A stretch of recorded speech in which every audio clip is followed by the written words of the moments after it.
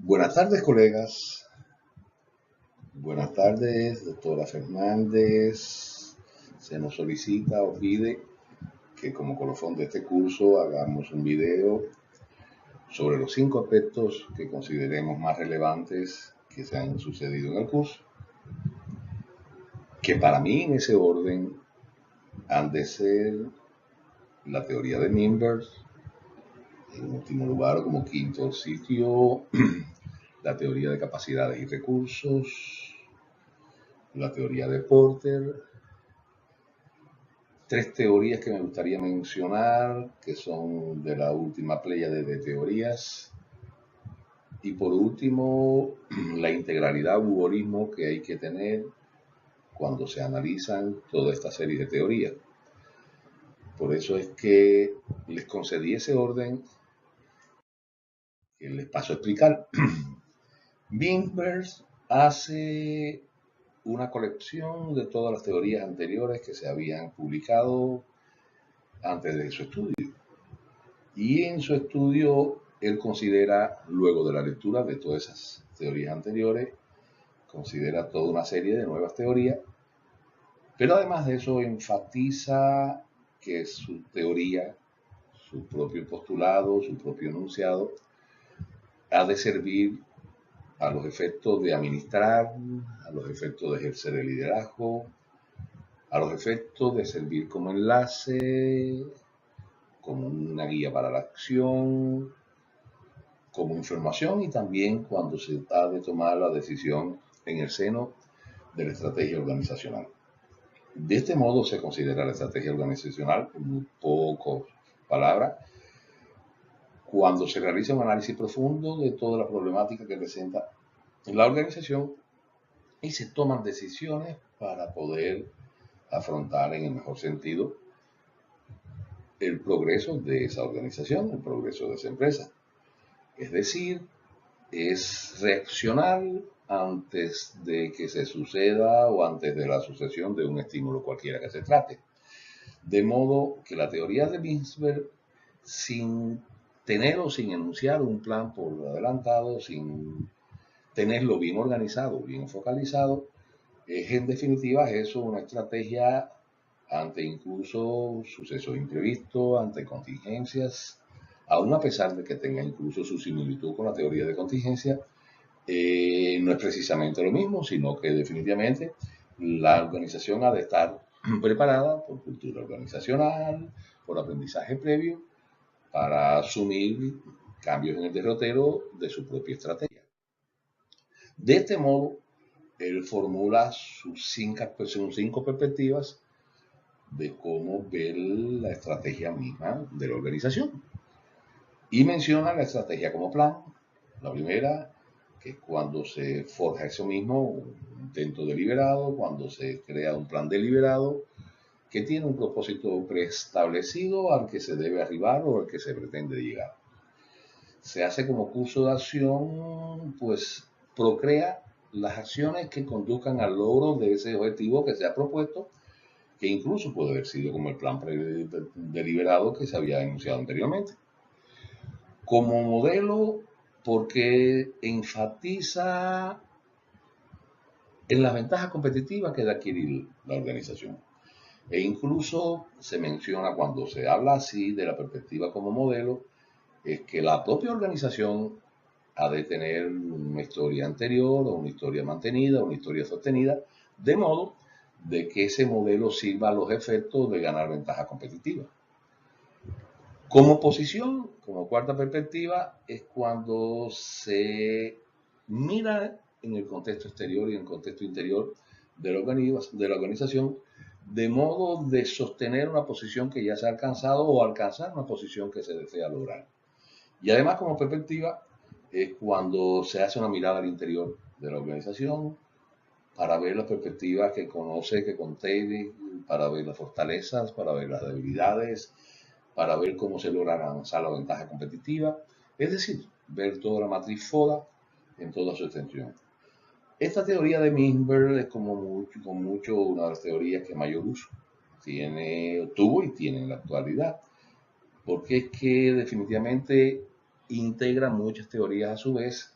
y además de ser muy integradora, procrea la posibilidad de que la organización, cuando crea la estrategia, esa estrategia esté abierta a nuevas contingencias, esté abierta a nuevos detalles, esté abierta a nuevas posibilidades que tiene la organización de corregir esa estrategia organizativa. La segunda categoría que en orden ascendente me gustaría comentar es la de recursos y capacidades, teoría por lo demás, que a diferencia de la que vamos a ver a continuación, procrea mucho la posibilidad de mirarse al interior de la organización, es decir, con qué recursos se dispone y además de eso, cómo puede utilizarse esos recursos. Es decir, no solamente estamos hablando de los recursos como entes incluso humanos, como entes materiales, sino además estamos hablando de la capacidad que tiene la organización de recrear estos recursos de modo que a su vez puedan procrear otros recursos más. Es decir, ellos ven la ventaja competitiva como que está en el interior de la organización, no en el exterior de la organización. Es decir, de qué disponemos y así somos capaces de aprovecharlo y así seremos capaces de alcanzar una ventaja competitiva. Entonces, no importan los recursos que tengan todas las empresas, todas pueden venir y comulgar en el mercado de manera que todas pueden tener acceso al mercado, por supuesto. Las que más recursos posean y las que más estén en capacidad de utilizar esos recursos pueden obtener una ventaja competitiva que puede resultarle mejor. De ese modo visto, en este tiempo, en este momento que se considera la era de los intangibles, esto pueden llegarse incluso la diferencia. Cuando decimos intangible, decimos incluso más que los recursos además las capacidades que puede tener la organización para utilizar esos intangibles. El know-how de la organización, cómo son sus recursos humanos, la capacidad organizativa que se posee, etc. Entonces, en esencia, esta teoría de recursos y capacidades plantea que la organización, todas las organizaciones son diversas entre sí en relación a los recursos que poseen, lo que le concede ventaja competitiva en relación a los demás. Cuando decimos diversa, podemos decir heterogénea, es decir, que los recursos todas lo poseen de un modo u otro, solo que concurre y usualmente se puede producir mejor aprovechamiento, cuando se está en capacidad de ello, y además de eso cuando se poseen en mayor cantidad. Además, estos recursos pueden incluso no llegarse a aprovechar totalmente o solo hacer un aprovechamiento no óptimo de ello o parcial de ello, de modo que estos recursos pueden incluso persistir en la organización. No es una cosa que sea solo temporal, sino que incluso pueden tener una permanencia mucho más larga en la organización. La tercera teoría que me gustaría comentar, porque le concedo una gran importancia, es a la teoría de las ventajas competitivas de Porter. Y creo que esta es una de las teorías mucho más importantes por cuenta de que Porter asimila el contexto exterior de las organizaciones de modo que ve las posibilidades que existen en ese contexto interior de poder producir deterioro de las ventajas competitivas que posee nuestra empresa y que puede capacitarla o concederle una posición en el mercado. Así él menciona 5 grandes riesgos o 5 grandes fuerzas que son capaces de producir una reducción en la ventaja competitiva. El poder de negociación de los clientes. Cuando los clientes están en capacidad de poder hacer valer su posición, las más de las veces lo que pretenden es bajar los precios, incrementar la calidad, y esto condiciona, sobre todo el bajar de los precios, que las utilidades que pueden tener nuestras empresas o las empresas que se refieren en ese caso no pueden ser las mismas que las anteriores. Existe otro de las fuerzas de Porter, que es la rivalidad entre las empresas, que en la medida que se acrecienta, en la medida que se torna más feroz, como realmente está actualmente en el mercado internacional, eso obliga a tomar medidas de prudencia a la empresa a la que nosotros podemos ver como afectada por estas fuerzas exteriores de Porter. Y en ese caso incluiría reducir los precios nuestros, incluiría tratar de reducir los precios de los productos que podamos adquirir, incluiría incluso tratar de abaratar los procesos de producción, de modo que todo esto traería en consecuencia también una disminución del poder adquisitivo que nosotros podemos obtener sobre el valor que hemos creado y puede ser que pues, reduzca también las utilidades netas de nuestra empresa. La tercera, amenaza de nuevos entrantes. Cuando el mercado es tan frágil o el mercado, por decirlo de otro modo, es tan cómodo que pueda entrar los otros competidores al mercado, por supuesto, se incrementa, como el nombre lo dice, la posibilidad de que ingresen nuevos competidores y esos nuevos competidores van a condicionar que nosotros, a favor de tomar una decisión en la empresa que ocupemos, debemos estar entonces en posición de poder competir. Para poder competir tenemos que erogar recursos, para poder competir tenemos que erogar en tecnología, para poder competir tenemos que erogar en nuevos procesos de producción. Y cuando estamos hablando de todo esto, estamos hablando de erogaciones, estamos hablando de que realmente tenemos que hacer gastos para poder seguir siendo competitivos en ese mercado, y eso condiciona también que disminuya las utilidades que podemos obtener nosotros. Otra de las fuerzas exteriores que pueden lacerar o lastrar nuestras utilidades es el poder de negociaciones de los proveedores. Cuando los proveedores están en capacidad de dictar sus propias condiciones del negocio, por supuesto van a incrementar los precios de los productos a que nosotros debemos tener acceso, por supuesto van incluso a tener escasez o carencia de producto, toda vez de que para su imagen ellos tienen otras opciones a lo que pueden vender su producto. Todo esto trae por consecuencia también que se erosionen los ingresos que podríamos tener, o por decirlo de un modo mejor, que se erosionen los dividendos o las utilidades que podríamos tener. Y existe una quinta fuerza de Porters, que es la amenaza que existen por sus productos sustitutos. Es decir, cuando nuestros productos, con calidad inherente o no, tengan una competencia en el mercado, que puedan ser sustituidos por los clientes, que los clientes tengan acceso a productos nuevos, no solamente los productos que anteriormente tenían en su haber, como que eran los nuestros. Ya esto nos crea una competencia que puede resultar desmedida en algunas ocasiones, porque tenemos que volver a hacer lo mismo. Tenemos que hacer innovaciones, tenemos que mejorar la calidad de los productos, tenemos que llevar ese producto al cliente del modo que le sea más asequible y que el cliente pueda seguir seleccionando, pueda seguir con la selectividad de los productos que tienen con relación a nosotros. Todas estas 5 fuerzas exteriores de Porter son fuerzas, como lo dice el nombre, exteriores, que tienen que ver con el mercado y que pueden incidir en nuestra propia empresa con capacidad para que nosotros eroguemos más recursos, con capacidad para que nosotros tengamos una competencia mucho más feroz, y esa competencia mucho más feroz puede condicionar en algún modo de que nuestra ventaja competitiva se vea lastrada, y además que nuestra ventaja competitiva no rinda las utilidades que estaban rindiendo con anterioridad. Pero si bien Porter habla de estas fuerzas exteriores que son capaces de producir que nuestros dividendos sean menores, brillantemente también plantea las barreras que pueden ser capaces de ser usadas para prever o evitar de que se lacere esa competitividad que nosotros podemos tener en nuestras empresas. Y me gusta mucho este criterio,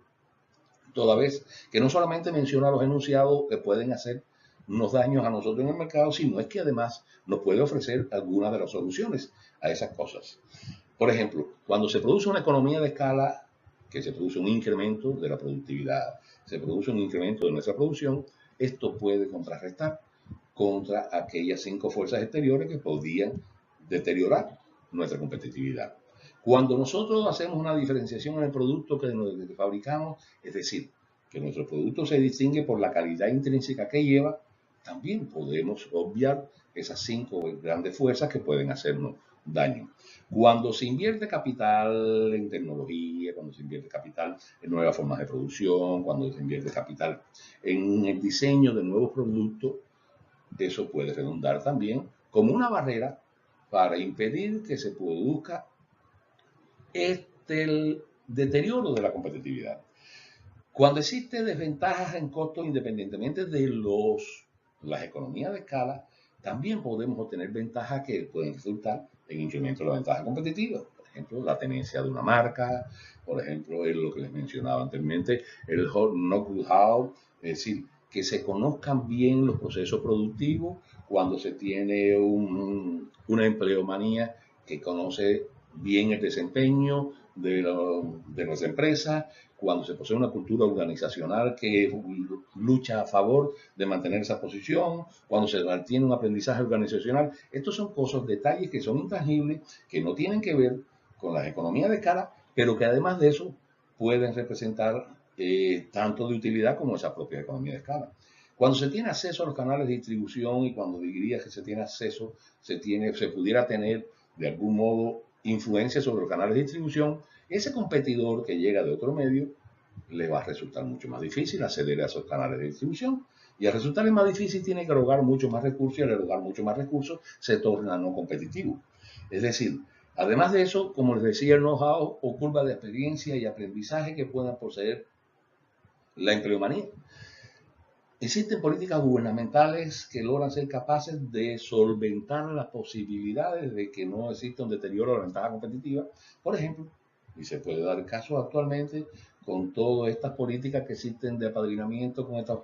políticas que existen en definitiva de proteccionismo actualmente que existen en Estados Unidos, esto favorece al productor interno, aún a pesar de que pueda ser discutible posteriormente, que pueda o no favorecer a la población, pero bueno, favorece al productor interno que él no logra tener la competencia desmedida o feroz aquella que existía. Estos son algunas, y por eso, y lo repito,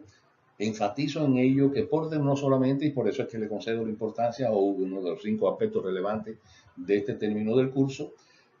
que no es solamente que existan fuerzas que pueden o tienden a disminuir la capacidad competitiva o la competitividad de nuestra empresa, sino que además existen otros medios que nosotros tenemos a nuestro juicio para poder solventar esa ventaja competitiva. El cuarto aspecto que pudiera referirme es algunas de las teorías que se mencionan como de más reciente adquisición. Les hablo del modelo Delta, que es la teoría que enfatiza en concederle todos los beneficios al cliente.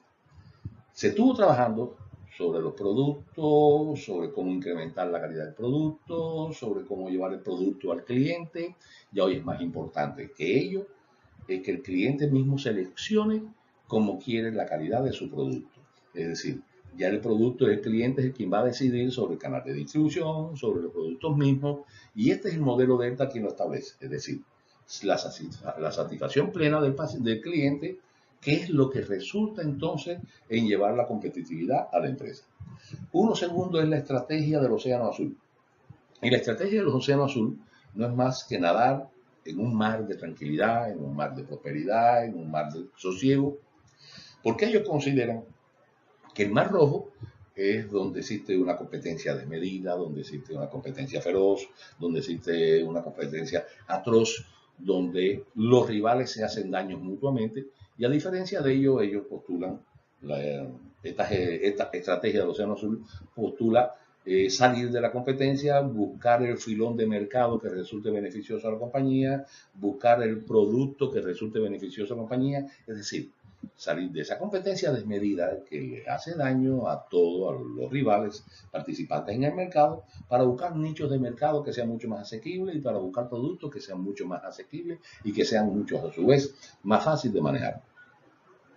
La teoría del aprendizaje organizacional, yo pienso que para mis efectos es la teoría que hoy por hoy cumple con mucho más expectativa, toda vez que en una época del conocimiento como la que estamos justamente ahora, sin conocimiento no se logra arribar a un estatus de posicionamiento estratégico. ¿Por qué razón? Porque justo ahora, cuando existen nuevos procesos productivos, justo ahora, cuando se necesita del concurso, del conocimiento de los empleados, cuando incluso el reclutamiento que se hace para puestos administrativos se basa sobre la base de la capacitación de los mismos empleados que se tenían anteriormente, es que esta teoría del aprendizaje organizacional toma mayor vigor, porque es que definitivamente así sea la organización, con el aprendizaje organizacional, con el aprendizaje de nuevas técnicas, con el aprendizaje de nueva tecnología, con el aprendizaje de nuevos medios de producción, así ha de ser la competitividad que ha de tener. Y por último quisiera referirme al aspecto más esencial que veo del estudio, de haber hecho este curso de tomar decisiones para los gerentes basado en la estrategia organizacional. Y pienso que está en la integralidad que nos puede conceder el haber revisado todas estas estrategias. Por aislado, no creo que la teoría de Porter sea de tanto valor,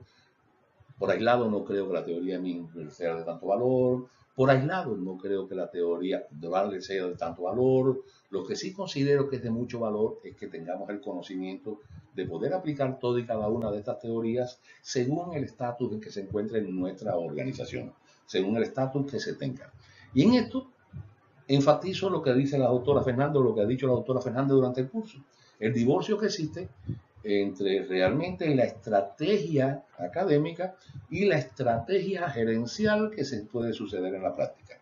Y es lógico así suponerlo, porque una cosa es que nosotros nos sentemos acá detrás de un buró para estudiar las posibilidades de estrategia al individuo que está como administrador de una unidad cualquiera y que necesite tomar o corregir rumbo en un momento determinado donde no tiene a su haber este manejo teórico o este sustento teórico que nosotros estamos teniendo ahora.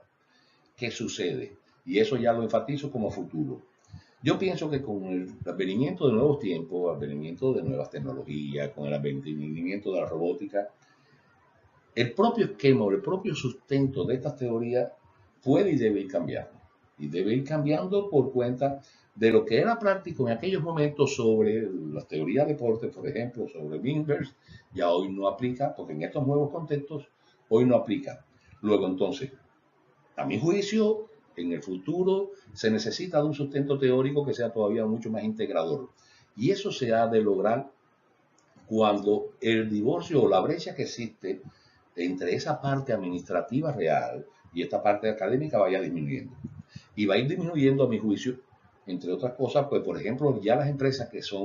utilizan la robótica, las empresas que usan las altas tecnologías, generalmente requieren de administradores que tengan conocimiento de robótica, administradores que tengan conocimiento de esa alta tecnología, y esos administradores son los que van a tener capacidad de tener el conocimiento. Luego entonces ya no veo tampoco la disyuntiva, no veo tampoco que esa brecha sea tan amplia. Existe un segundo concepto que va a hacer que esta brecha disminuya. Y es que, por ejemplo, ya hay muchas universidades que para estudiar negocios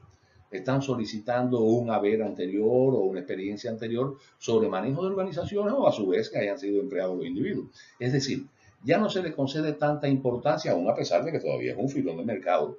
al estudiante joven devenido del high school, devenido del bachillerato, que inmediatamente, sin contexto de experiencia anterior, solamente con un contexto teórico, estudie